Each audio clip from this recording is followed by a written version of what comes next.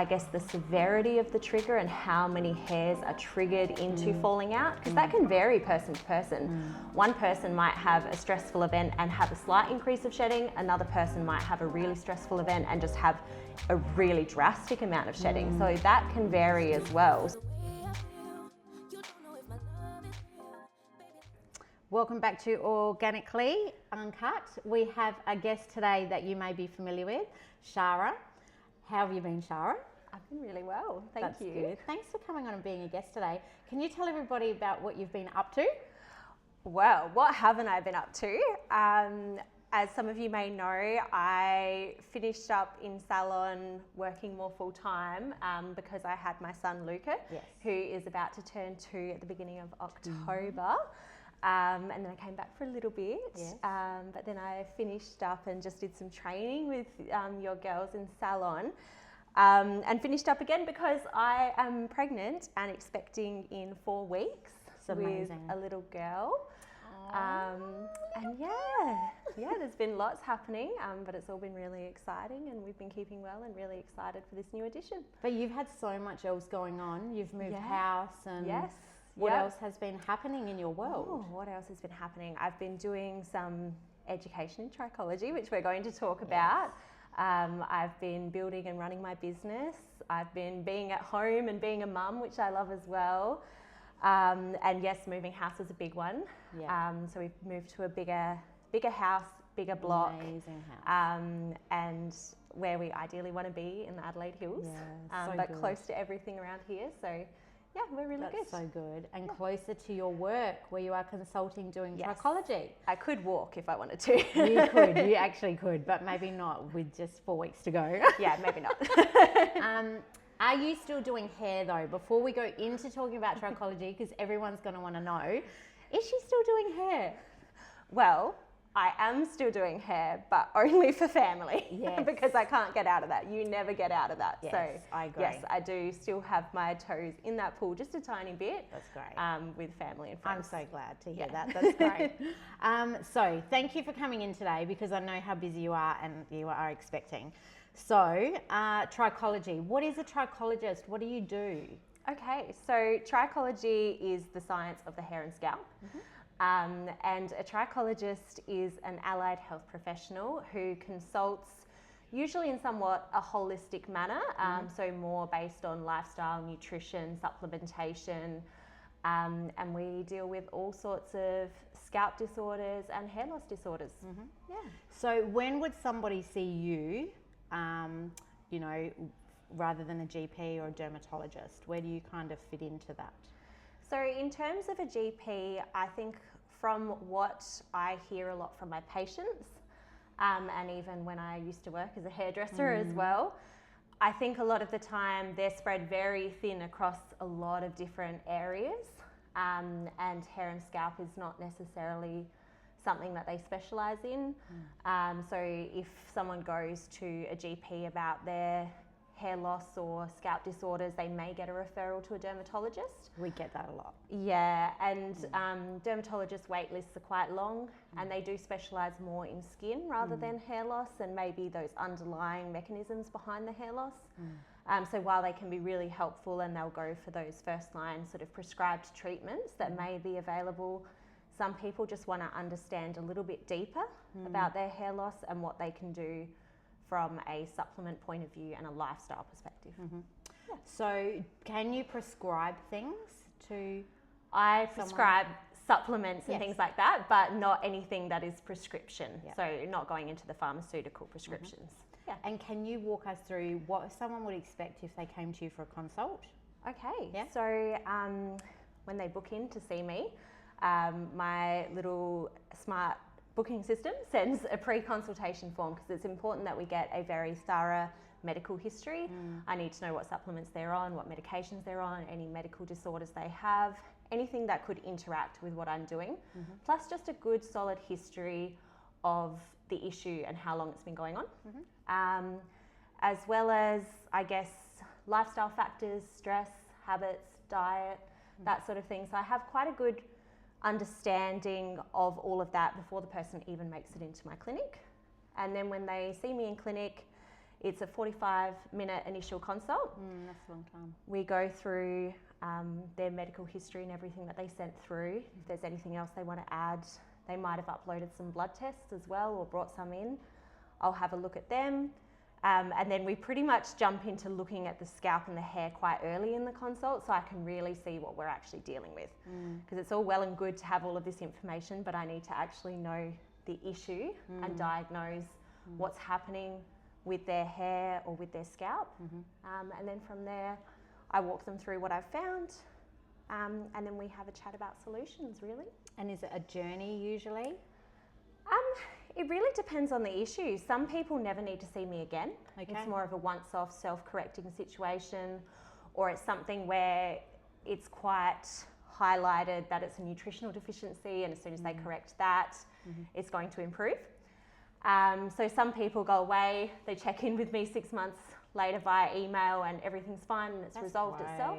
That's so good. Other people might need a 3-month check-in when we're looking for inflammation and things like that on the scalp. And people who are dealing with an ongoing hair loss condition, like a genetic thinning or an autoimmune related one, they will generally need checkups maybe every 6 months to a year. Okay, that's great. Yeah. Oh, that's really clear. And then we, because it can be so much information for people to absorb from the consult, so I write up a treatment plan when they're in clinic, and that gets emailed so that there's no confusion or anything like that with dosages and recommendations. That's excellent. So there's a lot that we see in salon. The biggest concern for most people where they get quite stressed is hair loss. Yeah. And it could just be the shedding or a natural cycle. How would you explain to somebody that that's what that is, and when do they know that it might be something more and they need to come and speak to you? So if they've never experienced an increased period of shedding before and they suddenly notice they've just got hair all over the bathroom floor, wrapped around the vacuum cleaner, it's tickling their back, it's on their clothes, that's a pretty clear sign that you're going through some increased shedding. We all know our hair really well, so we know what's a normal amount for us to shed and what's not. If that shedding, if it sort of started and it's gone on for about 3 months and it hasn't slowed down and it's continuing, that's when I'll generally say someone would benefit from seeing a trichologist. Because sometimes we can have just a self-correcting period of increased shedding. It's called telogen effluvium, or I like to just call it diffuse hair loss. And that can be because someone's had a really stressful time. They've had even a surgery or something, and then 3 months after that trigger that's happened just once off, their hair's going to have some shedding for about 3 months before it corrects. And generally it's all regrowing, so that person doesn't necessarily need to see a trichologist because there's actually not a lot that we can do. But if the shedding continues, then we want to look at potential ongoing triggers that haven't been identified. That's brilliant. So 3 months mark is a pretty good indicator to go from that. That's brilliant, Shara. What about if there is, bald patches? Okay, so when bald patches can mean different things to every person. So some people will say, oh, I have a bald patch, but it's just more that they've got a thinning patch that they can see. I'll talk specifically about bald patches where there's no hair there. And some of these can appear very suddenly. If a hairdresser or someone on their own head of hair notices a little round spot that's just appeared, and maybe they've got a couple other spots somewhere else, I highly recommend that they see someone as quickly as they can, because this can be a sign of a couple of different types of hair loss or alopecia, and some of them can be a little bit faster acting, so we just want to get on to supporting the body as best we can as soon as possible. And what about if it's a patch where the hair has thinned, there's, it's quite transparent,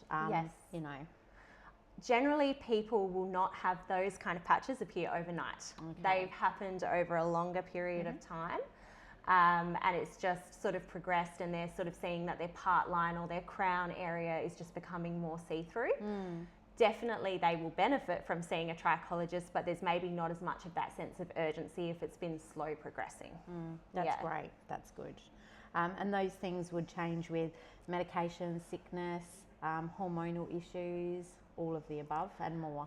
Essentially, everyone's very individual, but anything that affects our body and can affect our blood, our nervous system, our absorption of nutrition can affect people's hair, but then the way it affects that particular person, what it presents as on the scalp, may vary person to person.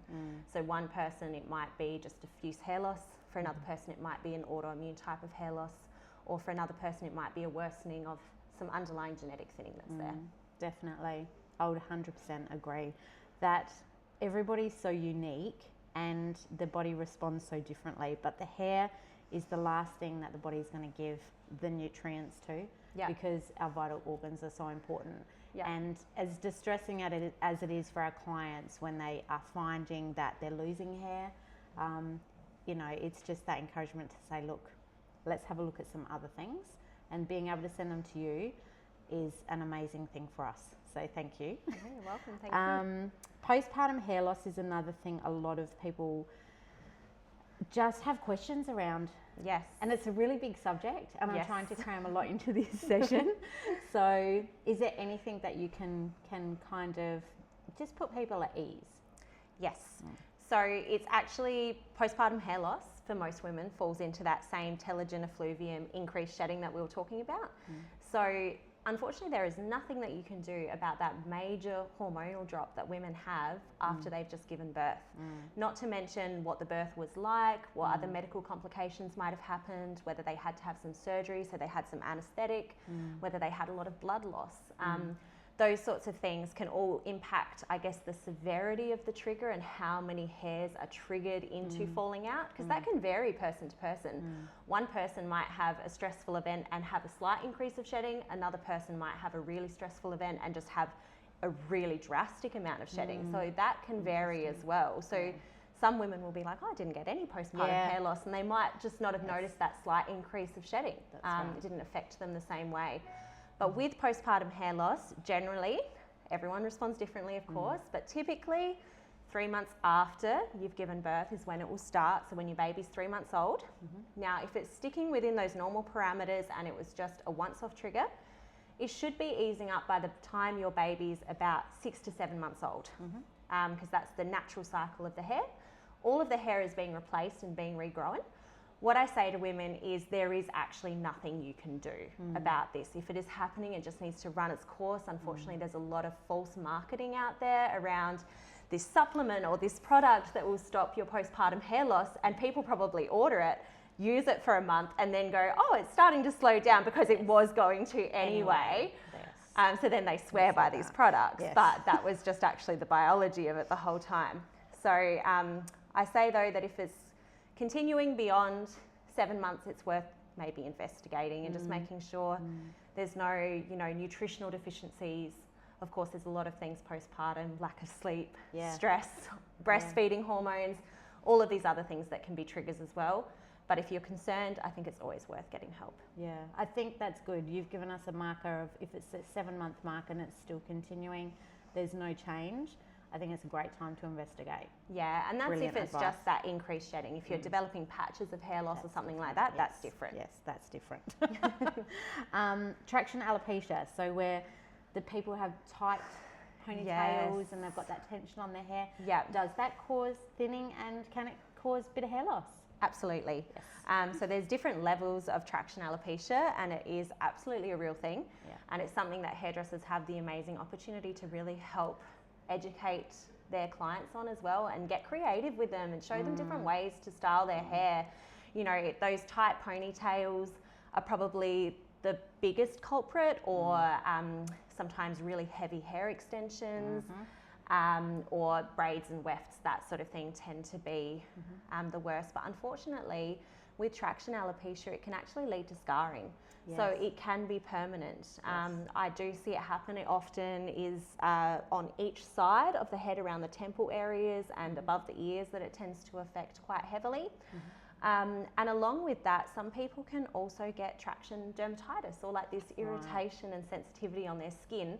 I especially see it with extensions and things like that, where the scalp is irritated because of that pulling on it as well. Yeah, that excess weight. Yeah. So opting for looser hairstyles, changing your hairstyle each day, using claw clips and things like that instead of really tight pulling of the hair is really ideal. That's great advice. Should we go to bed with wet hair? No, for multiple reasons. Can you please explain? Well, one, hair is naturally more weak when it's wet because some of the bonds that hold the hair are broken by water. So in terms of the structure of the hair, it's more easily damaged. But then from a point of scalp health, it's also, it's not great for your pillow to have that moisture exposure. But it's a hot, damp, wet, moist environment that you're creating. And that's not really great for the scalp because the scalp has its own little ecosystem or microbiome.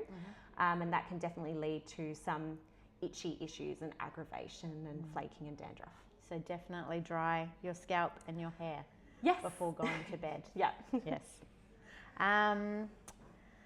Some other myths that I would like to bust. Yes. Wearing hats cause baldness? No, I think the only issue there would be if you were wearing one really, really tight and it was causing traction. Okay. But if you're actually out in the sun a lot, then it's a really good idea to actually wear a hat because UV is very damaging to the hair structure and also to the skin, and the scalp is also sensitive like our face. So wearing a hat is actually good for our scalp and our hair. That's so good. Do frequent shampoos make hair fall out more? These are questions from our clients. Absolutely not. Okay. So there might be some rare cases where if you had some patches of hair loss developing, regardless of what you're doing to the hair, those patches can enlarge really easily if you're brushing, that sort of thing. But unfortunately, that hair is going to come out anyway. And if you're going through that increased period of shedding, like we've spoken about previously, that was already signalled to happen 3 months prior to the start of the shedding. So there's actually nothing you can do, and it can be more confronting to leave it longer in between because you'll collect more hair and also not as good for your scalp. So it's better to wash it more frequently, keep your scalp happy, support that new growth. I love that. Is rosemary oil a proven substitute for minoxidil? This is a very interesting one. So minoxidil is a very unique product. It has been very, very well studied in comparison to rosemary oil. We should actually tell people what minoxidil is because not everybody may know what minoxidil is. So minoxidil is available to help with different types of hair loss. Most commonly it's used for genetic thinning. It's a vasodilator, so it increases blood flow to the hair follicles. The hair follicles somewhat become addicted to it. So it's very much a long-term treatment. So I like to put that in there because people can just get it over the counter, but there's some things to be aware of when you're using it. So you should use it under professional guidance. Rosemary oil has been seen in one study to work quite similarly at, I believe, the 3-month mark when in comparison to minoxidil. But without potentially the side effects that minoxidil can have. So while it can be beneficial, I see a lot of people just boiling up rosemary water or using it straight on their scalp without a carrier oil or leaving oil on for too long as well, which is not good for our scalp microbiome. So in terms of using rosemary oil, I think it's quite tricky because there is a very specific way to do it. And if you're actually wanting to get benefits of hair growth from it, it also needs to be applied daily.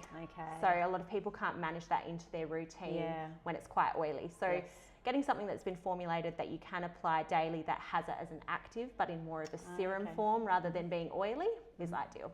I love that advice. That's brilliant. So when should someone book with you before going to a GP or something else? When would they kind of know? Well, I think it's really personal preference, to be honest. You know, if you're going to your GP anyway, it might be worth asking them if you have a really itchy spot on your scalp or something like that. Some of the things I guess a trichologist doesn't deal with is moles and lumps and bumps like that on the scalp. So that's very much dermatology.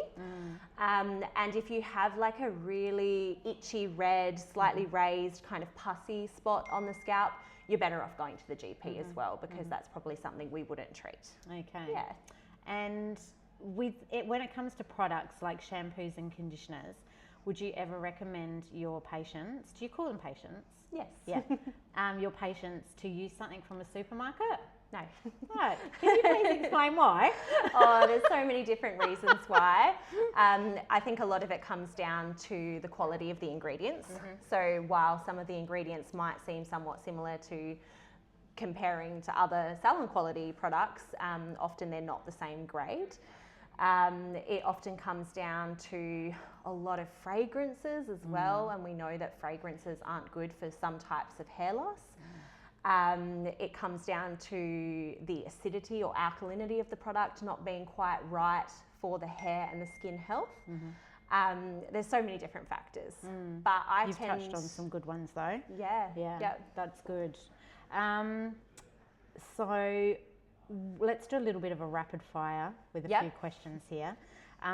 One myth that you wish you could vanish completely? I think it would actually be that there's a cure for postpartum hair loss. Okay. Because you would get it a lot. We get it a lot in here, so I can imagine it'd be a whole nother level for you.